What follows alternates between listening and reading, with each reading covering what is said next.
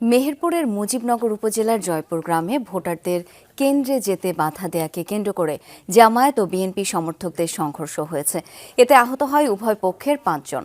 Police জানায় সকাল ৯:৩০টার দিকে ভোট কেন্দ্রের ১০০ গজ দূরে দুপক্ষের সমর্থকদের মধ্যে সংঘর্ষ শুরু হয়। খবর পেয়ে পুলিশ ও বিজিবি ঘটনাস্থলে গিয়ে পরিস্থিতি নিয়ন্ত্রণে নেয়।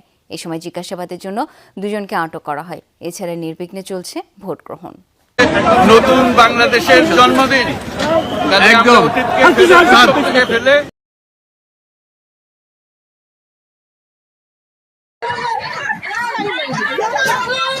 নোয়াখালী ৬ আসনের ১১ দলীয় জোটের প্রার্থী আব্দুল হান্নান মাসুদের সমর্থকদের উপর হামলার অভিযোগ উঠেছে। সকালে হাতিয়ার বুড়িরচর ইউনিয়নে হামলার ঘটনা ঘটে। এ সময় আহত হন বেশ কয়েকজন। পরে তাদের উদ্ধার করে স্থানীয় হাসপাতালে ভর্তি করা হয়। ভোলায় বোরহানউদ্দিন উপজেলার বিএনপি জামায়াত নেতাকর্মীদের মধ্যে উত্তেজনা এবং ধাওয়া পাল্টা ধাওয়ার ঘটনা ঘটেছে।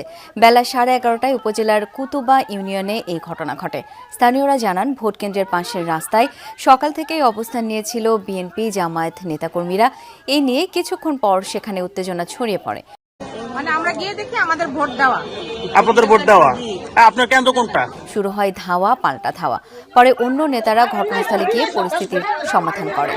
গুলি যারা চালিয়েছে তাদেরকে অবিলম্বে খুঁজে বের করে।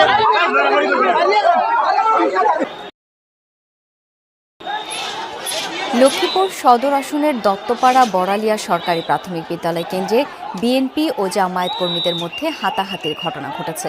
এ সময় আহত হন ১ নং ওয়ার্ড শিবিরের সভাপতি সহ আরও কয়েকজন। এদিকে রায়পুর আসনের বিরাহিমপুর উচ্চ বিদ্যালয় কেন্দ্রের ভেতরে প্রবেশ করে ধানের শীষের পক্ষে ভোট চাওয়ার অভিযোগ ওঠে কয়েকজন বিএনপি সমর্থকদের বিরুদ্ধে। এরপর ভোটাররা চড়াও হন বিএনপি সমর্থকদের উপর। তাদের মারধর করে বের করে দেওয়া হয় কেন্দ্র থেকে।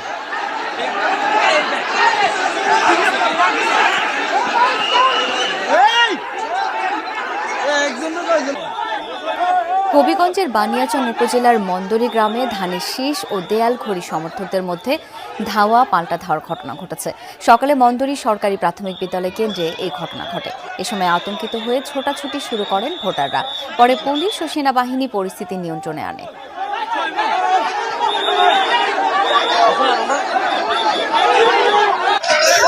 বাগেরহাট ৪ আসনের শরণখোলা উপজেলার একটি ভোট কেন্দ্রে জামায়াত বিএনপি সমর্থকদের মধ্যে সংঘর্ষের ঘটনা ঘটেছে।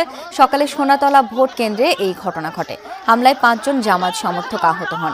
পরে তাদের উদ্ধার করে হাসপাতালে ভর্তি করা হয়।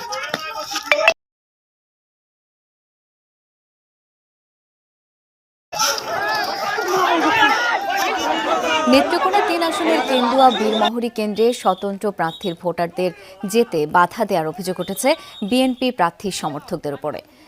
হামলায় আহত হন একজন। খবর পেয়ে পুলিশ ও সেনাবাহিনী ঘটনাস্থলে গিয়ে পরিস্থিতি নিয়ন্ত্রণে আনে।